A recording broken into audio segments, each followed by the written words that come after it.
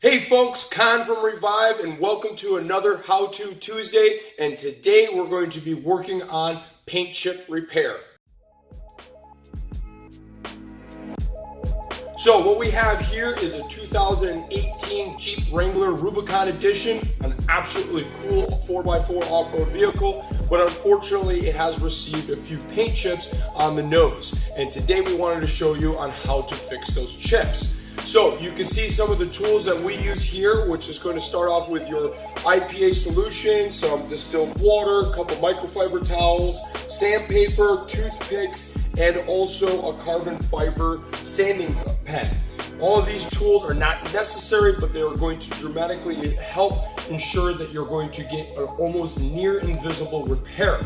So what we're going to do is we're going to start off by cleaning the surface. We already have washed the car using our 2-bucket and foam cannon system, but we're going to want to make sure there are no oils or anything left on the vehicle itself. So we're going to go ahead and use our IPA. So go ahead and saturate the surface. We definitely want to kind of make sure we're going to get a lot of alcohol in there. Go ahead and give it some dwelling time. Work the product in there.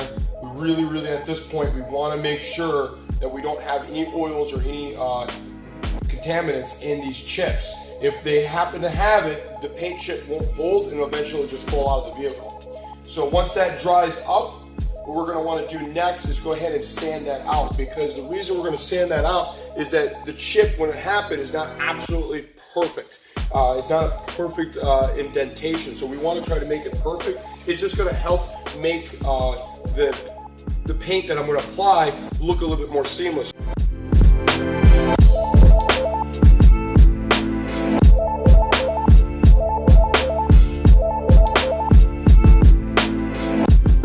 Now that the paint chip has been dug out and we've kind of cleaned it up as much as possible, next step is actually applying the paint. Now the paint, I always recommend my customers to go to the dealership and buy the recommended manufacturer paint. Most of the time what you're going to get is this pen here. This pen actually has both your color and your clear in one container. I think these are, once you know how to use them, they're actually very useful. What you want to do is you want to go ahead and give this a shake for about 30 seconds. You can actually hear there is a little bit of a ball bearing in there to help shake that paint up. And then from there, just start the process. I usually take a piece of paper towel and then go ahead and dab the pen in there. Another advantage of the paper towel is that it gives you an opportunity to run some paint on the paper towel. You can ensure that the manufacturer gave you the right color. Typically they pull your VIN number and that obviously will give you the exact color that your car was painted with. But you never want to just go ahead and take their word for it. Always try to test it out real quick. So once you've gotten your pen to give you a consistent color and it's running fairly smoothly, now we can actually apply it onto the vehicle. You want to work a little bit at a time. Just take your time, and then what you want to do is you want to do a lot of dabbing. You saw in some of the tools, you could also use a toothpick. The toothpicks I'm using are automotive touch-up paint toothpicks. You could use that as well, but this dealership included a really nice applicator, so I'm just going to go ahead and use what they gave me. But you want to take your time, and the reason you want to dab it is when you put the paint on, you might have a chance of putting an air pocket below that paint. So as it dries, it might sit. You know, if this is your chip and you fill it in, focus camera. If this is your chip and you're to fill it in, if there's an air pocket below it, as it dries, it'll dry like this. And you think you were done and it looked good, and then you come back 10 minutes later and you have this crevice. So by dabbing consistently, you're working that air pocket out as the paint is drying. I usually like the dab until I see the paint starting to become a little bit on the tacky side. Then I just let that dry.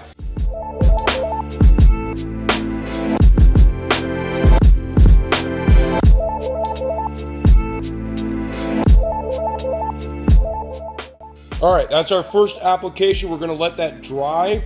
The reason we're gonna wait a little bit is because the paint is gonna shrink. We just wanna give it that opportunity to shrink and look at if we need to apply a second layer of color or if we can work right into the clear. I went ahead and filled in those chips with the color. It actually took me several different applications. I think it took roughly about 4 different applications. It is fairly thick paint.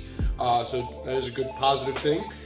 So I did have a couple applications. So now it's mainly filled in. There's still a little bit of a convex groove to it, and that's I left that on purpose because now we're going to be adding the clear. Now the advantage of having clear coat added is that not only you somewhat create a sacrificial layer, but the main thing is that the clear has the UV protectants that are needed to protect your paint from drying out or breaking up. So that's going to be in the bottom half of this. When I open this up, there's usually a brush attached. So I usually don't use the brush. It literally looks like a brush, so it just kind of smeared everywhere. That's where I ended up using these special paint toothpicks. And what they do is they have this little tiny fuzzy attached to the end of them, and I'll use that fuzzy to dab in the little bit of that left over. Then let that dry.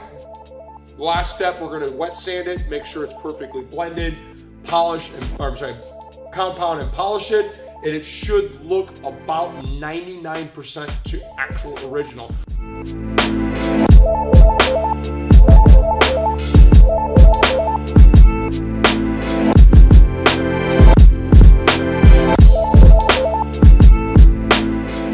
So we've gone ahead and done the clear coat, and it has cured.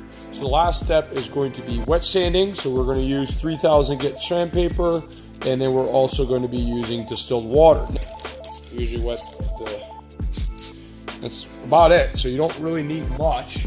And then what I like to do is fold this over and create like this hump here, and that's what I use the sand with. So this is going to be the surface right here.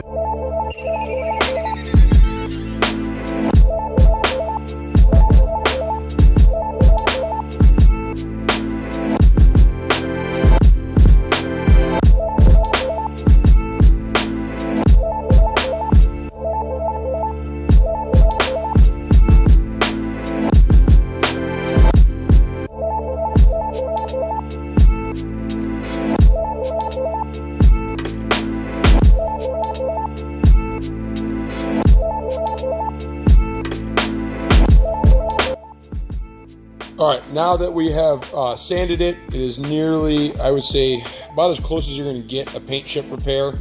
I could probably spend another 2 hours to get 1% improvement, but I can barely feel that rubbing my finger across it. So right now I'm going to go ahead and try buffing this and see if it does disappear. What I'm going to be using is my Rupes Mini, which has a 1-inch head on it, but a 1-inch head, and we're going to go ahead and buff that up.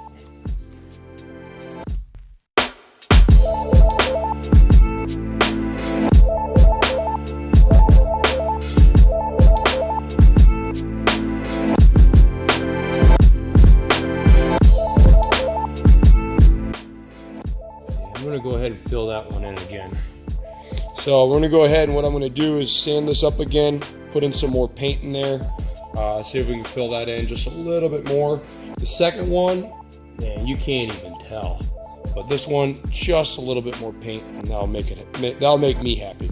All right, so let me go ahead and do that real quick for you guys, and I'll be right back. It's the same process.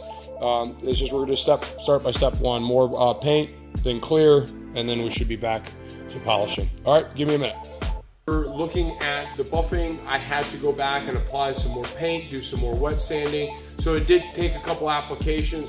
We did get almost a near 100% flawless finish. Now, you do see the bottom edge is a little bit thicker than the rest of the car. I could have sanded it, but since it's on the edge, there's a highly likely chance that I would burn through the paint that's around that chip. Plus, extra paint obviously is going to be more protective against further damage. So I'm just going to go ahead and make the best of it and just polish what I have. So now what we're going to do is we're going to go ahead and coat the whole vehicle using Geon Can Coat. further questions or things that I didn't really address in great enough detail on paint chip repair, you can always feel free to contact me through any one of the social media platforms that you may follow, or reach out to me through regular means. I'm always eager and happy to answer any questions you have, even to be a helping hand.